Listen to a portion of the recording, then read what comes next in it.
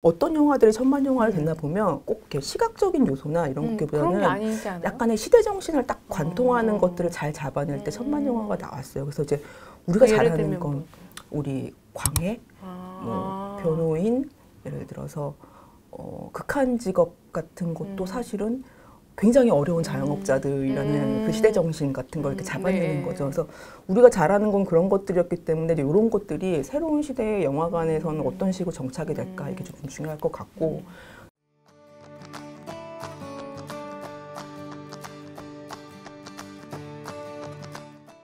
그런 아시아 국가에서는 한국 드라마 어떤 걸 보는 거예요? 옛날 드라마를 보는 건가요? 아니면은 우리 나오는 드라마랑 다 맞춰서 같이 봐요. 지금 동시대 거 같이 보는데 조금 다르긴 해요. 아시아에서는 조금 옛날부터 한류 드라마라고 해서 조금 달달한 로맨틱 코미디 드라마들 좋아해요. 아직도. 아직도요? 우리가 보기에는 좀 이런 손발 것들, 오글오글 이런데 오글오글한 것들을 아직도 되게 좋아하고 그런 걸 중남미에서도 좀 좋아하기도 해요. 근데 서구 북유럽, 그러니까 미국 북유럽 이쪽은 그렇진 않아요. 그쪽은 조금 더 하드한 것들, 오징어 게임, 글로리 이런 식으로 좋아하거든요. 그래서 이런 드라마들을 요즘 K-드라마라고 해서 조금 분리해서 보긴 해요. 그래서 전통적으로 약간 달달한 한류 드라마, 그리고 이제 넷플릭스 중심으로 유통이 되기 시작한 좀 사회성 짙은 드라마들, K-드라마. K-드라마는 북미 유럽 쪽에 좀 강하고 아시아에서는 한류 드라마가 좀 강하고 양대축으로 좀 강하고 양대축으로. 영화 산업 얘기 좀 해보면요. 영화가 진짜 이게 OTT의 영향이 굉장히 좀 크다고 보긴 하는데 극장을 일단 잘 안 가잖아요. 이게 코로나 여파도 있긴 한데 근데 그렇다고 해서 뭐 꼭 그것만이 문제일까? 영화 산업 자체의 문제는 좀 없을까? 이런 좀 극장 영화의 위기론도 많이 나오는데요. 좀 어떻게 보세요? 극장은 사실 코로나19 이후에 너무 달라진 것 같아요. 그때가 굉장히 큰 시기였고 왜냐하면 다른 산업과는 달리 아예 상영 자체가 안 됐었잖아요. 그러니까 그게 상영만 안 된 게 아니라 제작 투자도 다 안 되는 거기 때문에 한 2, 3년 이상 휴지기를 가졌어요. 그리고 마침 그 기간에 OTT라는 거대한 대체제가 생겼기 때문에 영화는 사실은 그 이전으로 돌아가기에는 이제 멀리 온 건 사실인 것 같아요. 그래도 이제 뭔가 다시 회복의 시간을 가지기는 해야 될 것 같긴 할 텐데 조금 다른 모습으로 될 것 같아요. 그러니까 OTT에서 볼 수 있는 것과 꼭 영화관에서 보는 게 어떤 거야 될까 해서 약간 정리가 좀 일어날 것 같고 꼭 극장을 가야만 하는 그런 영화들로 좀 특화가 될 것 같다라는 그렇게 바뀐다는 거죠. 이게 잘 생각해 보면 우리 90년대에 극장 가서 로맨틱 코미디 영화 많이 봤잖아요. 근데 지금 극장에 싹 사라졌어요.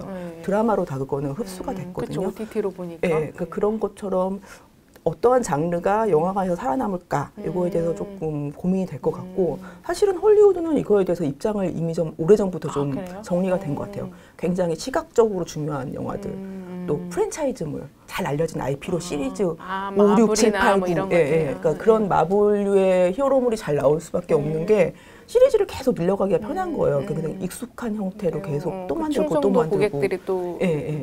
그런 걸로 이쪽은 이제 입장 정리가 됐는데 그럼 우리도 이런 식으로 갈까는 좀 생각해 봐야 되죠. 우리가 제일 잘하는 게 그건 아니잖아요. 우리는 원래 그 코로나 전만해도 막 천만 영화가 막 한 해에 몇 개씩 나오고. 그쵸. 그리고 되게 세계에서 영화를 많이 보는 그런 사람들이었잖아요. 근데 이제 우리가 그 천만 영화를 만들 때 어떤 영화들이 천만 영화를 됐나 보면 꼭 이렇게 시각적인 요소나 이런 것보다는 약간의 시대 정신을 딱 관통하는 것들을 잘 잡아낼 때 천만 영화가 나왔어요. 그래서 이제 우리가 잘하는 건 우리 광해, 뭐 변호인, 예를 들어서 극한 직업 같은 것도 사실은 굉장히 어려운 자영업자들이라는 그 시대 정신 같은 걸 이렇게 잡아내는 거죠. 그래서 우리가 잘하는 건 그런 것들이었기 때문에 이런 것들이 새로운 시대의 영화관에서는 어떤 식으로 정착이 될까 이게 좀 중요할 것 같고. 근데 이제 OTT가 되게 중요한 강자라고는 하지만 사실 OTT도 지금 되게 문제가 많아요. OTT도 지금 넷플릭스와 같은 글로벌 OTT의 힘이 되게 커지면서 지금 그 시장 강자니까.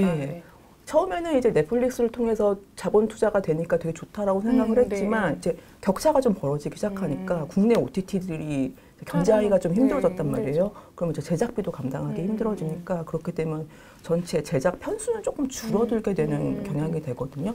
국내 OTT는 약간 영화처럼 투자 시장, 그러니까 투자자들을 도입하는 형태가 좀 돼야 되지 않을까 이런 생각이 드는데 얼마나 많이 팔 수 있는가가 또 여기는 또 문제이기 때문에 이런 것도 좀 고민스러운 때인 것 저도 같습니다. 최근에 그 OTT 관계자들 만났는데 딱 그 말씀하시더라고요. 내년엔 제작 편수가 아무래도 줄어들 것 같다. 이게 제작비가 감당이 안 되다 보니까 그게 물리적으로 줄어들 수밖에 없다고 얘기를 하더라고요. 국내 OTT가 좀 대항할 힘이 여전히 약하잖아요. 근데 계속 넷플릭스만 의존하다 보면 어느 순간에 거기서도 그 한국 투자를 끊고 다른 데로 갈 수도 있잖아요. 그러면 어떡하나요? 그게 항상 제일 문제예요. 과거에 그 우리 80년대 후반, 90년대 초반에 홍콩 영화 되게 붐이었는데, 많았죠. 예, 그때 이제 이후에 90년대에 넘어서면서 홍콩 영화에 약간 산업적 기반이 다 없어지고 유명한 감독, 영화 배우들만 헐리우드 가서 살아남았거든요. 이게 왜 이렇게 없었지 갑자기 생각해보면 중국 반환되면서 투자자들이 다 빠진 거예요. 중국이 되니까 이제 이쪽에 더 이상 투자하기 힘들다 해서 투자자들이 쫙 빠지면서 이제 산업이 쫙 빠지게 되는데 항상 이제 외부의 자본에 의존하게 되면 이런 위험들이 있기 때문에 국내에서 견제할 수 있는 힘을 가지고 있는 게 되게 중요해서 국내 OTT를 키워야 되는데 라고 얘기하는 게 꼭 왜 그래야 되냐 한다면 강력한 경쟁자들이 좀 있어야 된다라는 그렇죠. 좀 이렇게 힘이 맞붙을 만큼 돼야 되는데 이게 참 쉽지는 않을 것 같습니다. 과거를 한번 돌아보면 IMF도 있었고 우리 금융위기도 있었고 한한령도 있었잖아요. 아직도 약간 사실 중국에서는 좀 힘들긴 한데 이런 외부 환경이 좀 급작하게 변하는데도 이걸 어떻게 극복해내고 계속 이제 K컬처가 유지되고 살아남을 수 있었던 거는 어떤 힘이 있었다고 보세요? 사실은 항상 충격이 있었고 근데 그 충격에 대응해서 뭔가 응축해서 뭔가 대응을 했던 게 되게 중요했던 것 같은데 사실은 우리나라 그 문화산업에서 제일 중요했던 것 중에 하나는 그 개방에 대한 충격이거든요. 그러니까 그게 1988년, 89년에 헐리우드 영화 직배에 들어올 때가 사실은 제일 중요한 개방 시점인데 우리가 이제 외화 수입을 통해서 한국 영화를 만들던 시대에서 이제 외화 수입의 수익이 없어지기 시작한 거예요. 그래서 엄청나게 많은 영화인들이 반대했고 극장에 뱀도 풀고 뱀을 풀어요? 왜? 왜요? 그때 이제 직배 영화, 직배 영화 처음 위험한 정사 칠 때 반대 운동을 하다가 그래도 충격을 좀 줘야겠다 해서 이제 뱀도 풀고 이럴 정도로 그때는 이제 그렇게밖에 할 수가 없었던 거예요. 그래서 너무 웃긴데요? 그만큼 절박했기 때문에 그래서 그런 식으로 그때는 충격을 받아들였는데 그 이후에는 이제 정책도 만들고 산업도 만들고 이제 그런 식으로 영화를 만들어가는 거죠. 대응해 왔고. 그다음에 보면은 이제 항상 위기가 오잖아요. 그래서 IMF 위기 때도 IMF 위기에 그 순간에 더 싼 한국 드라마를 팔기 시작했고 이제 위기에 딱 대응해서 항상 시장을 바꿔나가는 그런 일들을 해왔고 한한령 같은 경우도 사실은 2016년 이전에 그때를 살펴보면 너무 한국 그 대중문화 산업이 중국 중심으로만 진출을 생각한다는 게 문제가 되고 있었어요. 워낙에 그때 한참 중국에서 많이 투자도 하고 많이 사가기도 하고 우리가 나가기도 하고 우리 스태프들도 많이 가고 그래서 너무 중국 중심으로 가는 게 아니야라고 걱정하던 차에 갑자기 딱 한한령이 생긴 거였거든요. 물론 이제 중국의 입장에서 이제 그만 해도 되겠다라는 판단이 섰겠지만 한한령 때문에 사실은 우리 그 대중문화의 기반이 약간 더 넓어진 측면이 있어요. 다른 나라도 이제 보게 되는 거네요. 마침 그때 이제 넷플릭스와 같은 기술 환경의 변화가 있어서 넷플릭스를 통해서 한국 드라마들이 이제 서구에 더 알려지게도 됐고 유튜브 같은 것들이 있었기 때문에 중국 이외의 나라들에 더 많은 K-팝들이 알려지는 계기도 되고 해서 항상 위기는 왔는데 이렇게 준비된 역량을 가지고 있다가 이제 그때를 활용해서 다른 시장을 찾거나 다른 방법을 찾아 나갔었던 것 같아요. 그럼 박사님께서 보실 때는 일단 사실 BTS도 물론 지금도 당연히 인기를 잃고 있는데 그 BTS만큼의 뒤를 이을 사람 그런 K-팝이 있나? 뭐 블랙핑크가 있지만 그 다음은 우리가 아직도 물음표잖아요. 그리고 또 오징어 게임도 우리가 맨날 저도 기사 쓸 때 제2의 오징어 게임 이렇게 쓰는데 그런지 이미 오징어 게임 나온 지 2년이 지났어요. 그 기생충도 사실 저기 상 받았던 것도 지금 한 2년인가 3년 지났잖아요. 그 이후에 광주 뭐가 있을까라는 뭐 우려 섞인 걱정이 있는데 좀 어떻게 보세요? 근데 잘 생각해 보면 오징어 게임 이후에 우리나라에서 이렇게 차트에서 1위로 올라가는 드라마들 의외로 꽤 많았어요. 지금 BTS 이후에 뭐가 있지 하지만 지금 스트레이키즈를 비롯해갖고 나오자마자 초성판에 몇십만 장 파는 그룹들이 쑥쑥 나오고 있거든요. 나오자마자 차트 진입하고요. 근데 우리는 이제 너무 익숙한 거죠. 이 정도는 보통 다 하는 거 아니야. 누가 몇 년 기억해서 그런가요? 그런데 요거를 이제 한 번 더 넘어서는 걸 항상 기대하게 되는데 저는 그거는 조금 더 다른 환경의 변화가 생길 때 생길 것 같아요. 지금 이제 이 환경에서는 이런 식으로 쭉 가다가 뭔가 다른 또 어떤 물리적 환경이나 기술적 환경 그렇죠. 그런 거에 맞춰서 또 다른 걸로 도약하는 게 좀 나오지 않을까 싶어요. 언제쯤 나올까요? 근데 지금의 이 과정, 지금 이 수준도 되게 놀라워요. 사실은 제가 가끔 넷플릭스 그 국가별 차트를 가끔 들어가서 보는데요. 물론 아직까지 아시아 중심이긴 한데 아시아 국가들 들어가 보면 그 해에 제일 많이 본 드라마들 10개 하면 7개, 8개가 우리나라예요. 안 믿겨지시죠? 안 믿겨지죠. 인도네시아, 말레이시아, 필리핀.